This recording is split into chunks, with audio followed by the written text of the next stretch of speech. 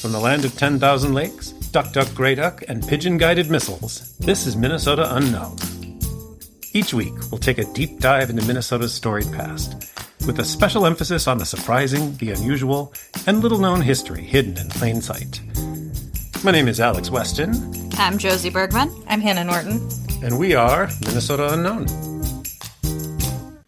All right. Well, welcome to the podcast. Today, we are going to be sharing the rather unlikely story of how, during World War II, General Mills, the cereal company, partnered with the United States War Department and a noted University of Minnesota psychologist to try to train pigeons to guide missiles. So this is the story of Project Pigeon. Ooh. There's going to be basically three main characters to our story. The first is General Mills. The second is the military-industrial complex.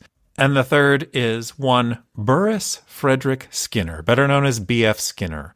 So, buckle in, because there's going to be some twists and turns to this story. Our story starts with a little company called General Mills. What do you guys know about that? Cereal. Wheat. And wheat byproducts. Yeah. In fact, today they are one of the largest food conglomerates in the world, and they sell pretty much everything between either the main General Mills brand or one of their literally thousands of subsidiaries. But they actually began in 1856 as the Minneapolis Milling Company. It was one of several mills built right in downtown Minneapolis around the only major waterfall in the Mississippi, the St. Anthony Falls. And back before electric power, a waterfall meant power. And if you're in the Midwest, which is great wheat growing country, flour milling became the obvious business. In fact, from 1880 to 1930, Minneapolis milled more flour than anywhere else. Now, the company eventually gets bought by the Washburn family, and there's several brothers, mainly Cadwallader, in 1866. And they get involved with a guy named Crosby, and it becomes in 1877 the Washburn-Crosby Company. And eventually, the Washburn-Crosby Company merges with 7 other milling companies in 1928 to become General Mills. General Mills is on its way to becoming a behemoth of a company, and they are expanding by the 1920s outside of flour. They've already introduced some of their iconic products like Wheaties, the breakfast cereal, cream of wheat, Bisquick, but they also have to manufacture a lot of things just to be able to make the products that they make. Early on, one of the things that set them apart was not only did they have access to lots of wheat, not only did they have a waterfall, but they had some of the most cutting-edge milling technology. They were one of the first companies to use steel rollers instead of stone discs, and they manufactured all of that in-house. So from a very early date, General Mills had a massive manufacturing department just for their own purposes. Now, General Mills is one of the two main stars of our story, but the story itself begins in World War II. America is just coming out of the Great Depression, and everybody is chasing government defense contracts. There is tons of money coming out of the War Department being financed through debt and war bonds, and it's going to universities, it's going to private corporations, it's going to factories. Anybody who has the ability to produce or research anything is basically begging the government to do something war-related because again, we're coming out of the Great Depression, and this is a client that you have guaranteed sales. Like if you're building stuff for the military, you don't have to worry about if it's selling on the shelves. They've paid for it. And if you're developing new technology of some kind, often you'd get to keep the patents afterwards. So the military is paying you to do research and development that might come in handy. So it's a good deal. It's an incredibly good deal, and everybody wants it. And meanwhile, the War Department is just throwing spaghetti at the wall to see what sticks. They seemingly are just approving absolutely everything because they're convinced new weapons, new technology, new techniques are going to be what wins the war. Now, General Mills had already partnered with the War Department in World War I. They were one of the main suppliers of flour, both for the U.S. Armed Forces, but even more importantly for Europe. Early on, before America entered the war, they were sending relief flour to Belgium and other places that couldn't get flour of their own because the war had disrupted everything. I'm just imagining bags of flour dressed up in like nurses' uniforms and like shuffling from one tent to the other. I'm the relief flour. That wouldn't come around until the Depression. So Belgian people would embroider thank you messages on flour sacks and send them back to America. That's super cute. It is super cute. Oh. So there is a history already before World War II of the milling companies partnering with the War Department. And as you can imagine, the most obvious way to partner is with foodstuff. And so during World War II, General Mills is helping produce the K rations and other foodstuff that is feeding the U.S. Armed Forces. But again, they have this major manufacturing department, and they're trying to sell the government on, hey, we have machines that can make things. We could make weapons. We could make bombs. We could make tanks, whatever you need. Or anything you can imagine. If there's new technology, like pay us to develop it. We've got spaces. We've got, Minneapolis already knew flour could be explosive, so... It could, yes. As far as I know, they didn't develop any flour bombs, but that would have missed been... opportunity. I mean, given all the crazy things they did fund, it wouldn't surprise you. But those are the sorts of things that were especially appealing, because if you could not only manufacture something from the government, but get a contract to develop a new experimental type of technology, they're paying to do research, and you often get to keep patents afterwards. So much of the technology that would come to define the latter half of the 20th century begins in World War II with government research. And the big area where a lot of research is being done is bombs and bomb guidance systems. So obviously the most famous experimental weapons program is the Manhattan Project. One thing to consider is how crazy the idea of the atom bomb must have sounded before it actually happened. A bunch of nerdy physicists saying math that nobody else understands, talking about how you can split an atom and how, you'll need all this hydrogen and plutonium and resources to do it, but we should be able. It kind of sounded crazy. They had no idea if they were going to be able to pull it off. And the same was the case for all sorts of other programs and experimental technologies. And we're going to be sharing the story of one specific program that did not ever get off the ground. Now, even before the United States entered the war, it became apparent that while air power had been used in World War I, it was going to define World War II. Early on in 1939, you have the bombing of Warsaw, and by 1940, Britain is being bombed in the Blitz. And it's just very clear that long-distance bombing is going to be a major factor in this war. And they're concerned about basically two things. One is, how do we stop the Nazis from sending planes over to bomb us or the Japanese? And two, how do we bomb them so we don't have to send armies in? So they need to hit a target to do both of those things. And that was where the bombing technology of the period kind of fell flat. They could drop bombs from airplanes, and they tended to just sort of flutter through the air and land wherever they landed.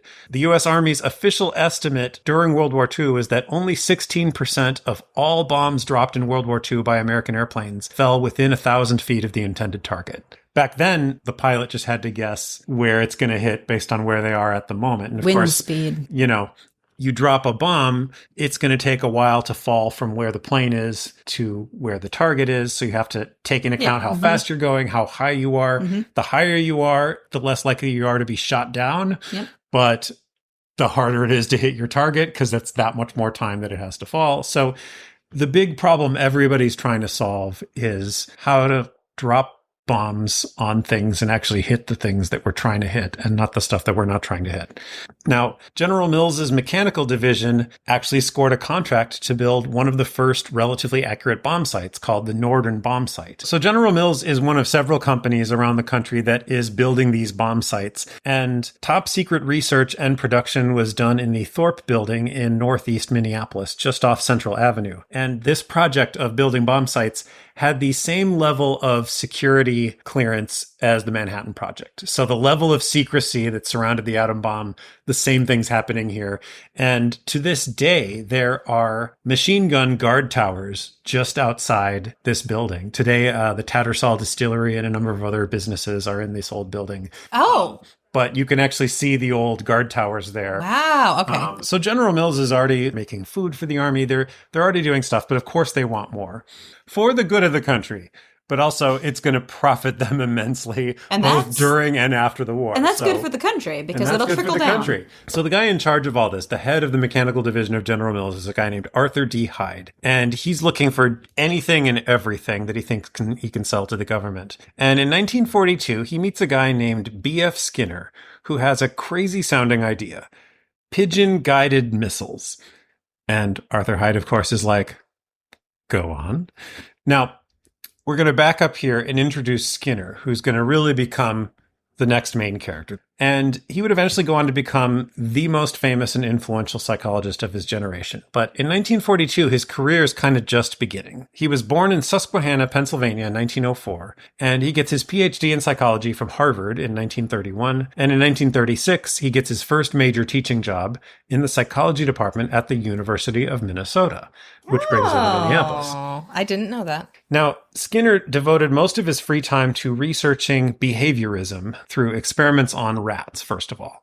Have either of you guys encountered the term behaviorism before? Yes. I majored in psychology, Alex. You majored in psychology? Yes. You probably actually know more about this than I do. How would you describe the school of thought known as behaviorism? I mean, to be honest, it's been a long time. But That's fair. it's basically studying the things that form the things we do. The stimulus that causes people or animals to do different things and how to get them to do things, how that works, how to get them to not do things, all that kind of stuff. Yeah. This was the dominant way of thinking of most mainstream psychologists in the 1930s and 40s. If you got a psychology degree at Harvard at this time, you were a behaviorist. That was just what they were teaching. And it's in contrast to other schools of thought like Freudianism or Jungian psychology or William James's approach. And one of the reasons why, although those enjoyed a lot of popularity in kind of pop culture, most serious academic psychology departments were teaching behaviorism because it was seen as a more hard science. It's a bit more of keeping out of the weeds of let's delve into your dreams and shadow work and things like that, and more focus on what are you doing that you don't like? Well, let's figure out what's causing that in terms of very observable triggers and stop it. Or let's create a negative stimulus. So a negative consequence, like if you've heard of people having rubber bands on their arms and kind of like snapping them on themselves when they do a behavior they don't like to get themselves to stop. That's behaviorism. I would say if you're going to really, really strip it down from what I remember, it's when you get bad feedback of whatever kind for whatever you're doing, you're probably not going to do it again. If you get good feedback for whatever you're doing, you're more likely to do that behavior again.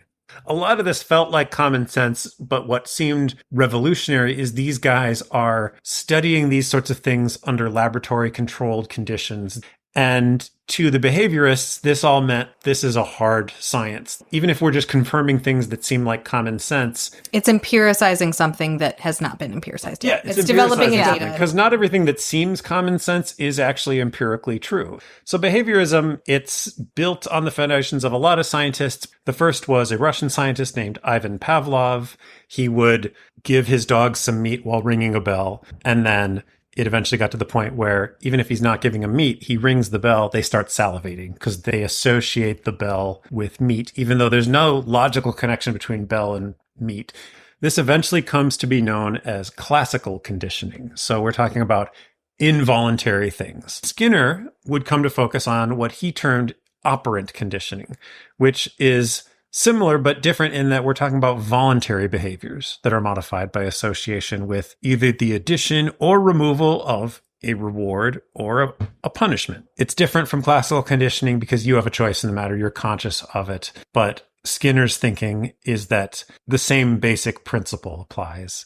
And Skinner invents what he called the operant conditioning chamber to test this. Sounds like a great place to Everyone be. immediately called it the Skinner box, and that's what it's known as. And he hated that. He's like, he didn't like being associated with the Skinner box. But Right. Well, it sounds like a circus sideshow. And he's out here trying to empiricize things. Right. So the classic Skinner box, you have an animal. At first, he's doing things with rats. Eventually, he moves to pigeons and other animals. But let's say you have a rat in a box, and the idea is you have something you want it to do. Like there's a lever and you want it to hit the lever. And then you have different potential stimuli. So you have a little thing that drops a food pellet in to give it a treat. You have a light that comes on. You have a speaker that can play different noises. And a lot of his Skinner boxes, operant conditioning chambers, they would have an electrified floor so it could give in a little zap. And then there's nothing else that they can see. They made sure it's soundproof. They made sure it's smell-proof. In many cases, the rat's actually sort of like tethered down, so it's in the same position in the thing. So they're trying to eliminate any other variables. They're trying to eliminate any other variables and try to see, like, can we get a rat to push the lever when the light comes on? Can we get a rat to push the lever when I play Beethoven, but not when I play jazz? And does this rat like Achy Breaky Heart by Billy Ray Cyrus? I think Achy Breaky Heart was developed specifically for specifically this. testing rats. Yeah, I think that's... Lots of positive punishment was needed for that one. And so among the most interesting and useful findings is that, so let's say you're trying to train a rat to put the lever, the reward that they responded to the most was getting a little food. But what he found is to really get the rat to do something, you didn't give them the treat every time. You gave it randomly. So the rat pushes the lever. Sometimes he gets a treat. Sometimes he doesn't. And the rat just keeps pushing the lever, being like, I know it's going to work. Basically, he's giving rats gambling addictions. I was going to say, when you think about your grandpa at the casino. Yeah. It has to happen enough that you feel like there's a good chance it's going to work. But if it happens every time, eventually they just got full or bored or whatever. So that comes to be known as a variable rate stimulus. And he puts all of these findings in a 1938 book he publishes called The Behavior of Organisms, an Experimental Analysis. And this would be the thing that first starts to kind of make his name. But what's crucial is when he published it in 1938, he hadn't actually done as many experiments as he claimed to. Oopsie. He kind of fudged it. He'd done enough to feel like, I know I'm right. But he actually made a lot of statements in the book that he hadn't actually proven yet through experimentation. But it was enough to actually start getting him noticed. So that's Skinner up to the point where we meet him. The turning point in Skinner's life and our story comes in 1939 when the Nazis bomb Warsaw. And he and many others are horrified reading about this, especially the idea that you could be threatened by an enemy, even if that enemy isn't sending an army over. You know, it used to be like if you're at war with someone, they had to bring their tanks and guns and things pretty close to you. The idea that they could just send airplanes over the border and drop bombs on a place was terrifying. So he's trying to think, first of all, how do we prevent bombers from reaching America? But also, if we need to take these Nazis out, it'd be better if we could send our bombers in rather than a whole army. So he's thinking about all this, and he's first just trying to think of mechanical systems, because it turns out his whole life he's a tinkerer. He's the kind of guy that just loves building little gadgets in his garage, whatever. And he would later write that the two things that dominated his thinking at this time, building gadgets for fun and experimenting on animals. And building chambers to experiment in. Yeah. Well, again, you can see he's building gizmos and stuff to do his work. Hey, don't call it a gizmo. Yes, the operant conditioning chamber. Which we all now have to say as operant conditioning chamber. So you just made a robot voice. Oh, no. The interesting thing is, I mean, Skinner was coming to the conclusion that people were basically machines and that there was no free will. That comes to be his whole philosophy and the more controversial part of his thinking. You can really see how this influenced psychology coming off of Freud, and then how this was moved on from, or perhaps improved on, or expanded on later, because it does have its limits. Yep. It's the pendulum swinging as far in the other direction from Freud as you can, where like Freud, his whole basis was like, I talked to a patient, they had a weird dream, and now I'm going to explain it all.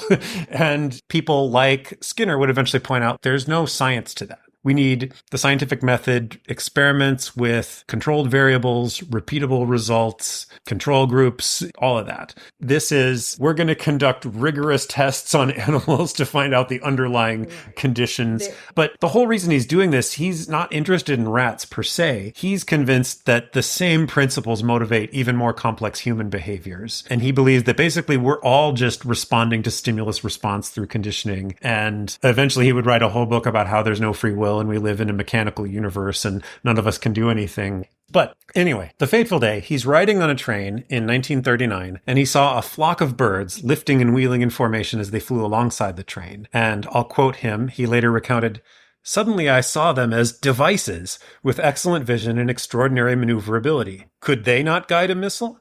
Was the... What a cool and normal way to think about birds. That's what all bird watchers think from time to time. Could they not guide a missile? I suddenly saw them. Well, he'd been trying to think like, how do I design a machine that guides a missile? And he's right. They have excellent vision. They have extraordinary maneuverability. Could they not guide a missile? They go flap, flap. was the answer to the problem waiting for me in my own backyard. So immediately, and this is just, again, on his own, he's a teacher at the U of M. He starts experimenting. Here's a description that he later wrote of his first experiments. At the University of Minnesota in the spring of 1940, the capacity of the pigeon to steer toward a target was tested with a moving hoist. The pigeon, held in a jacket and harnessed to a block, was immobilized except for its neck and head. It could eat grain from a dish and operate a control system by moving its head in appropriate direction. Movement of the head operated the motors of the hoist. The bird could ascend by lifting its head, descend by lowering it, and travel from side to side by moving appropriately.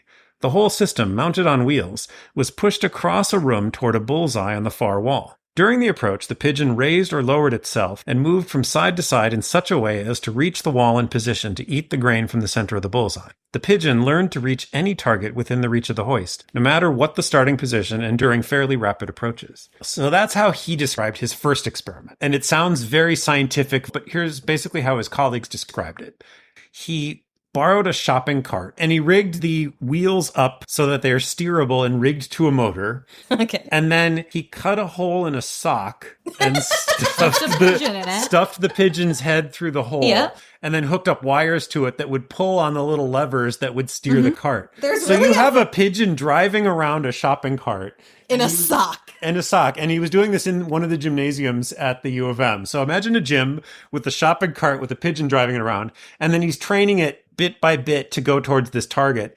And he was especially thrilled. He decided to move this to the next level when he was able to move the target. He would actually run around with the target and the pigeon in the cart would chase him. But like, imagine you're just walking down the hallway at the U of M and you look over and there's just a man in a lab coat running around being actively chased by a pigeon emerging from a sock piloting a shopping cart. Yeah. And that's what was going on in Well, and my then- city in the exactly. 40s. His initial idea was the pigeon could steer a kind of plane bomb and it would chase down enemy bombers. They're sending bombers to your city. We send up the pigeons and they chase them and blow them up out of the sky. So he's thinking at this point defensively primarily. So at this point, his book is starting to make waves in academic circles, but anytime anyone talks to him, all he can talk about is pigeons and bombs.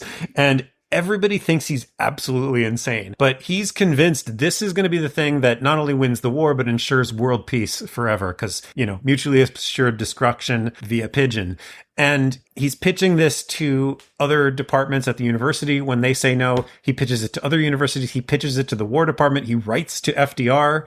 His letter never gets to him. He's telling literally everyone about the possibilities of pigeon bombs. And everyone's like, yes. Okay, sir." Skinner. Until he finally, at a party, meets Arthur D. Hyde, head of mechanical division of General Mills, who's just desperate for more stuff we can pitch to the government. And also presumably sloshed. So he agrees to give him $25,000 and a space to work on the top of the main flour mill in downtown Minneapolis. And what becomes his lab is actually the very top floor of a building that's still standing. It's directly north of what's now the Mill City Museum. It's now condos and things. It's the building with water towers on the roof, and if you're on 2nd Street, it's got a couple statues up on the top. And in fact, this is where he sources most of the pigeons, is he would just go out of the roofs of the different mill Pigeon buildings napping? with like nets and just scoop up pigeons because there's a lot of pigeons there. He really found the perfect spot. He found the perfect spot. Now, he's giving them that not to make a pigeon bomb, but so that they can get enough results to then go to the government and say, look, this is something worth funding. This is bait for that fat War Department contract. But it's a risky idea. I mean, they're operating on a wing and a prayer. To any rational person, it sounds absolutely insane. Well, let's not be too hard on him. It's just a fledgling idea. But he's testing it. He has Okay. $25,000, which is a lot of money. And he would leave the birds without food for 36 hours and then place them in a cage with some grain for about 30 minutes a day. Animal rights were not his primary concern. I think that's fair to say. What? And he builds a device that he calls the Pigeon-Powered Mission Simulator.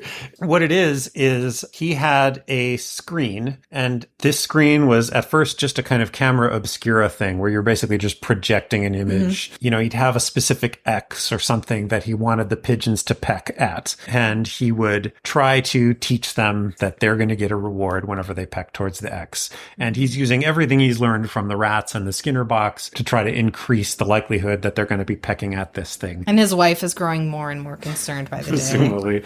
It actually gets pretty good. They build a thing that's a little more elaborate than the shopping cart, but is still a moving wheeled vehicle that the pigeon is steering. And they get it to steer towards a model boat. And they decide that that's something we can show the War Department. At this point, again, everyone he shows is skeptical, but we're into 1943 now. They are just kind of throwing money everywhere, thinking one of these crazy projects has to pay off. Right. Again, it's worth noting that the Manhattan Project seemed even crazier than this to most people, but they thought if this could win us the war, it's worth throwing money at. And for all these companies that are coming up with new ideas, or people who are coming up with new ideas, being able to say, I designed the thing that won the war would be a real feather in their cap. General Mills has only to win on this, but the War Department, too, is just throwing money at absolutely everything. And in June of 1943, the Office of Scientific Research and Development within the War Department awarded Skinner a contract under the top secret code name of Project Pigeon.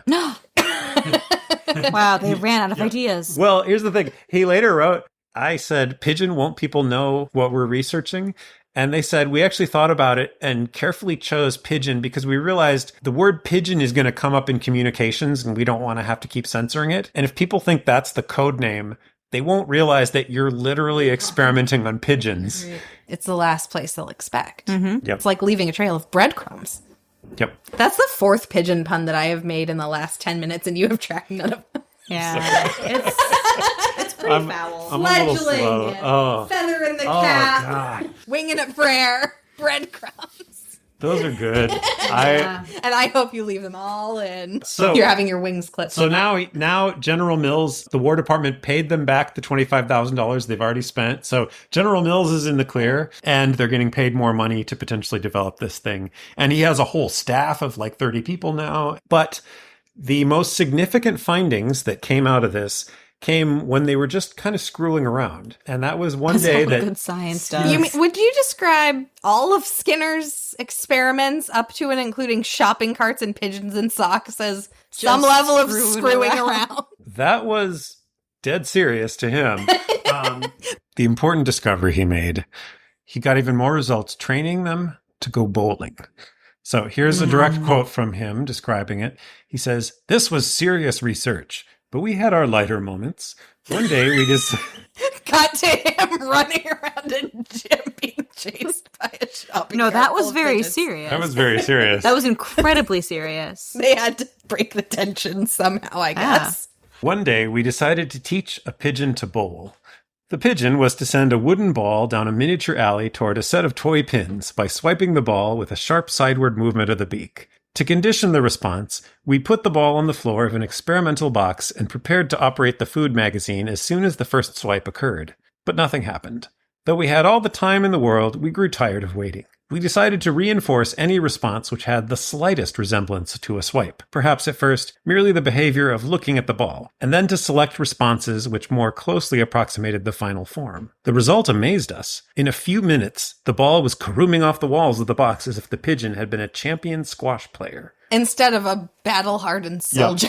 So the big difference here, it took me a while to figure out what was different between this and what he was doing earlier. And the difference is he used to only reward the exact behavior he's looking for. So you want the pigeon to peck the thing. It doesn't get a treat until it actually pecks the exact spot. But what he realized is if they do something, even anything in the direction, so the pigeon starts to look or picks near the target you're trying to get it to peck, you give it a treat, you keep doing that, and then you stop giving it a treat until it goes a little further, and then you give it more.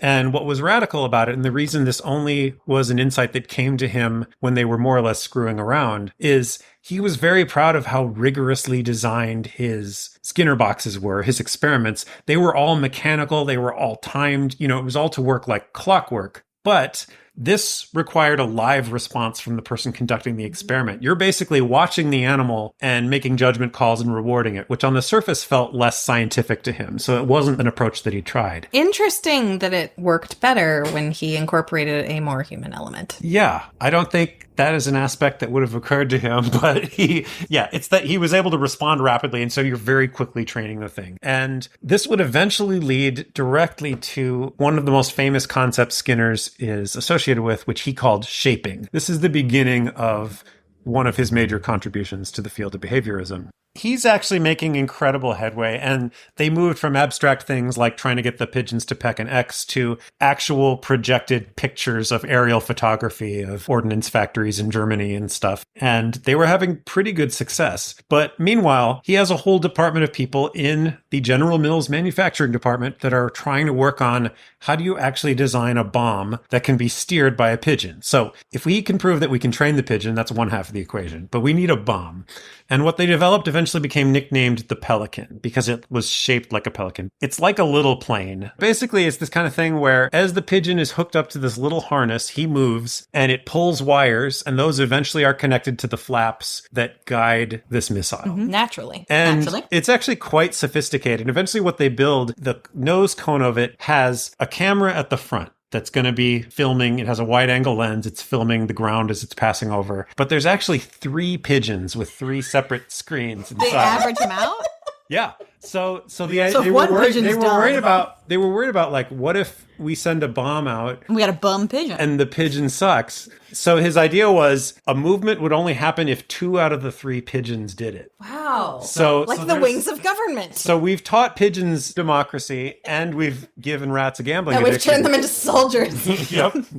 But yeah, so 3 pigeons, and they each are seeing the same thing. So one camera with a prism splitting the image into 3 ways. And they even, towards the end, started experimenting with things that if you can tell right away there's one pigeon that just isn't with the program, he starts getting shocked until he starts lining up with the other 2. The good news is... That's how we treat veterans The good today. news is no pigeons, although they were starved and weirdly treated, none were killed because they never actually did a live test of a bomb. So, Really? I am shocked. That's kind of disappointing. Like a pigeon. and in fact, let's get to why. So, There's so many reasons why. so now we come to June of 1944. They've been working on this for about 2.5 years, including the time that it was just on General Mills's dime. And it's time to demonstrate their results to the Army top brass. So pretty much all the top Army officials that are stateside come to Minneapolis to witness this. And in theory, the demonstration goes perfectly. Like the pigeons did absolutely everything. They made no mistakes. Everything they claimed the pigeons could do, they did it. They demonstrated through mock-ups the technical capabilities of the Pelican. They could pick targets every single time. But it was a disaster because, quote, the generals got the giggles. The guys just couldn't stop laughing as soon as they saw the pigeons in the harness. Before the demonstration even begun, the whole thing looked so ridiculous. I mean, And who could have seen that Who could coming? have seen that coming? As Skinner said, our problem was no one would take us seriously. And so soon after that, June of 1944, Project Pigeon is officially terminated. But there are several codas to this. One is that in 1948, the Navy revived Project Pigeon, this time calling it Project Orcon, short for Organic Control. They looked at these results. And again, when you weren't there in the room laughing at it, reading a report, you're like, this was perfectly successful. Why did they stop this? Yeah. So somebody brought it back. Until you're in the room watching a Watching it, and then pigeon it get just stuffed looks- in a it sock just and looks drive around insane. the shopping cart. Yeah. And Skinner was not involved at this time. By this point, he has become one of the most respected psychologists in the field, and he's just too busy. What distinguishes Project Orcon from the Project Pigeon, apart from its cooler name, is the technical systems were far more sophisticated. So the original Pelican bomb that they developed, there's 3 pigeons, and they're literally just strapped to wires and pulling on wires, and the wires are pulling little pulleys, and it's all eventually just manually turning flaps based on a projection on a screen from a lens optically. This time they develop electronic sensors. And what's most revolutionary is this is where they invented the world's first touchscreen.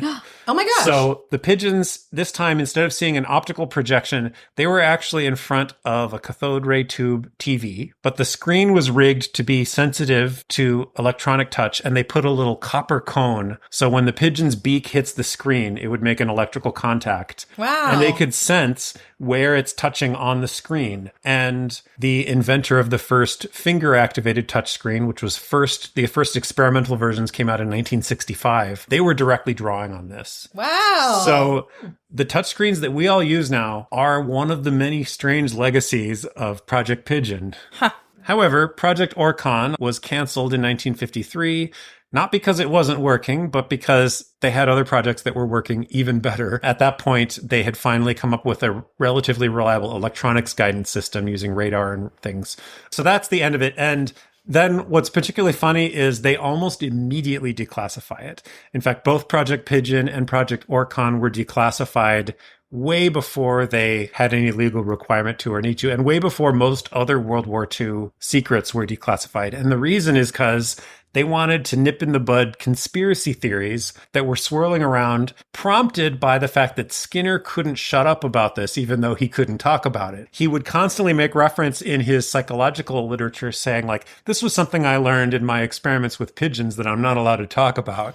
After the war, Skinner emerges as like the most famous psychologist. He's influential in his field, but he's also really well known by the public. He's on the cover of Time magazine. He's giving interviews all the time. He's a public figure. And he's talking about conditioning. So he keeps mentioning these experiments. But what's also happening in 1953, this is the time of the Korean War, and there are soldiers returning from North Korea, spouting North Korean propaganda, and a new term enters the American lexicon, brainwashing. And people are suddenly really worried that there are psychological techniques that could program a person to do something. And here you have Mr. Programmer, Mr. Operant Conditioning, talking about his top secret experiments during the war. Yeah. And people are like, Skinner designed some brainwashing thing and now the Koreans have it and blah, blah. And so they declassified this to basically be like, here's what he was doing. It was, pigeons and bombs and it was cute, but it was not brainwashing. So that's where pigeon research ends. Now, tying up the other loose ends, we've got General Mills. They continued to build things for the military and, in fact, were a major defense contractor throughout the Cold War and actually right up to this day still have military contracts for different things. And, in fact, they had such success that in 1946, they opened an aerospace division. So they're not only building things for the military, but they're building stuff for civilian aviation and they're building planes. And in 1953, the General Mills Aviation Department develops the first flight data recorder. This is the so-called black box that records things and is found after a plane crash. And is that just a pigeon in a box writing It's down not. what There's happened? no pigeons involved is the most What? amazing What? thing about this. No. That's crazy. They work with the Navy, and in the 1960s, Navy they develop SEALs? a submarine nicknamed Alvin that can go in incredibly deep things. Yes. It's the submarine that probes the Titanic in Yes. 1986 Yes. when they find it. General Yeah. Mills did that? General Mills built Alvin. See, that's actually the most exciting thing I've heard I in know. a very long time. I love Alvin. You could play 6 Degrees of General Mills and connect to literally any 20th century event. Most controversially, they were a major manufacturer of reconnaissance balloons for, among others, the CIA. So they're not just building the balloon, but the equipment that's taking photographs and things. They made the balloons that were used in Project Genetrix, which was launching hundreds of surveillance balloons. And these were surreptitiously sent all over China and Eastern Europe and the Soviet Union at the height of the Cold War. This is 1956. And they told everyone it was a meteorological study and the balloons got drifted off course. Oh, weather balloons. But everyone called shenanigans on it. I mean, and really they were there to collect intelligence on nuclear capabilities. And these missions led to mass diplomatic protests from the UN and many other countries. And it's one of the several times in which the US had to bump things up to DEFCON 2 because General Mills almost started a nuclear war, is where I'm going with this. But luckily things got talked down. And Really although they ruffling continued a lot building of all sorts of feathers. stuff, General Mills in the 60s did bit by bit sell off its aerospace division, which spun out into several different companies. Now, what of B.F. Skinner? Well, as I mentioned, he would go on to become this major celebrity and hugely influential person in the field. Operant conditioning and shaping in particular became some of the most frequently applied concepts in experimental psychology going forward. In 2002, a poll of psychologists published in the Review of General Psychology named Skinner as the single most influential psychologist of the 20th century. Number 2 was Freud. So, that's where they're putting him. He would always say, basically his whole career is resting on what he learned wings from of the pigeon. pigeons on the top floor of a flour mill and a top secret weapons program in World War II, which is such an insane confluence of things, but it shaped psychology and helped create the world we're living in today. He had his controversial sides as well, though. In 1948, he wrote a utopian novel called Walden 2, and it's one of those novels that really sucks as a novel because it's basically a manifesto, but in novel form. So it's really fun about, to read then. It's about this utopian community where everything is perfect and there's no conflict because everyone from childhood has been raised through operant conditioning yes. to behave perfectly. And a skeptical journalist comes to visit this place and talk to the genius doctor that has created this Walden 2. And he's skeptical at first, but by the end, he's won over and he decides to move in. And this character who's leading it is like such a classic self-insert character. His name is like Shmi F. Schminner or something. Yeah, I forget what it is. But what's crazy about Walden 2 is while it was controversial, it also became a bestseller. And it's also an interesting insight into Skinner because he really believed this is how the world should work. And he thought this was a utopia. But at the time it was released, he said, I see this as my version of 1984 or Brave New World. He seemed to think both of those were about like Utopias. good things, not dystopias. Interesting. Yeah. Interesting. He thought like that's great. We should all have Big Brother controlling us. Okay, so whenever you're reading Skinner research, maybe you should keep in mind that he thought Brave New World was a utopia. Yeah. What's even wilder is there have been dozens of real world attempts of people inspired by this book building their own Walden 2. So the first comes in 1953, just 5 years after the book's released. In Lincoln, Massachusetts, a group of families from MIT formed a corporation and built 23 homes on a 40-acre lot and tried to build a community based on this. It fell apart. What? In 1958, there's one in New Haven, Connecticut. In 1966, there's the Walden Woods Conference in Hartland, Michigan. In 1966, there's a different one in Los Angeles, Albuquerque, and Washington, D.C. There's different chapters of the Association for Social Design, all inspired by Walden 2. There's more movements in 1967 in Virginia and Massachusetts. There's one in 1969 in Lawrence, Kansas. There's one in Barcelona, Spain in 1970. Kalamazoo, Michigan in 1971. Hermosillo, Mexico in 1971. Texas in 1971. And the last one, at least listed on the Wikipedia, is a community called Eastwind, started in 1973. Almost all of these lasted less than 2 years. But they were all in the all 70s gave it an and earnest 60s. go. Like they were so inspired by the idea of living as automatons in a perfectly conditioned world. And he starts writing a bunch of philosophical works that are not well regarded, but were basically him taking his psychological insights and arguing that there is no such thing as consciousness or thought. He argued that human consciousness is an illusion, that none of us are actually ever making decisions, that there's just neurons responding to stimulus and response all the way down. And he can prove it through science. And therefore, there's no free will. And therefore, if we want to improve society, we just have to design a perfect machine that everyone's put in. And this probably led unfairly to the biggest controversy in his career, which was the invention of what he called an air crib. And the reason it was the biggest controversy is because it wasn't fully understood, mainly because people were interpreting it in light of his other work. But basically, in the 1950s, he had a child, a daughter, and he noticed how overworked his wife was caring for this newborn kid, which for a 1950s dad, good for him. Wow. But being B.F. Skinner, his thought was, well, we need to build a machine that helps. And his thought was, if we have the perfect environment that keeps the kid happy, it'll let the mom have actual free time. Because he noticed that the mom's basically just only caring for baby. Yeah, it's like she's some kind of machine with no free will. And can't, make dinner for B.F. Skinner, I assume. I don't. Can't cut out those holes in the socks that he's going to use for his pigeon experiments. So it was an easily cleaned, temperature and humidity controlled box bed. It's just basically a glass box intended to replace the infant crib, but it had various stimulus and things to keep the baby entertained. You can argue about whether it's good or bad, but it is basically just a sort of space age update of a crib or a cradle board or a playpen or a it's mobile. just like, here's a safe place to keep your kid entertained so you can make dinner Orphanages or shower would or have whatever. loved that. Yeah.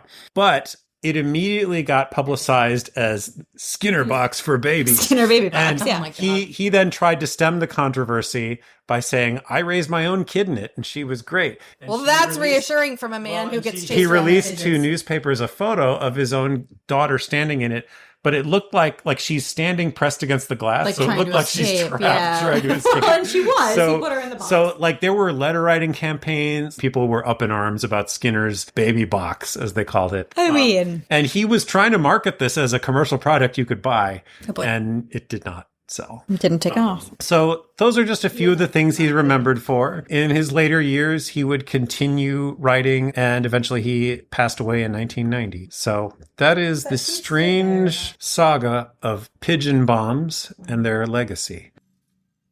And that's it for this episode. We'll be back next time with another deep dive into Minnesota's storied past. You can find detailed show notes for this and all episodes at minnesotaunknown.com/podcast. We'll post a link there to each episode along with features such as accompanying images, links to more info, and lists of sources cited. If you have questions, comments, corrections, complaints, or compliments, please email us at info@minnesotaunknown.com. We'd truly love to hear from you. Unless it's mean, and then I'll cry. You can find Minnesota Unknown wherever you get your podcasts. Be sure to subscribe or follow so you don't miss an episode. And if you have a moment to rate and review, that would really help others find us. We also give history walking tours around the Twin Cities. To learn more about our current and upcoming tours, head to minnesotaunknown.com. Minnesota Unknown is produced, hosted, written, and researched by Hannah Norton, Josie Bergman, and Alex Weston.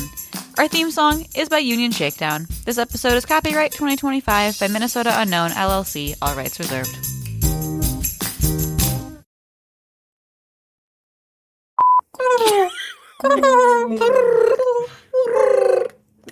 All right.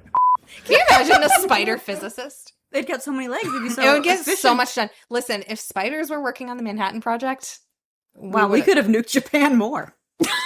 And that's how we're going to end the podcast.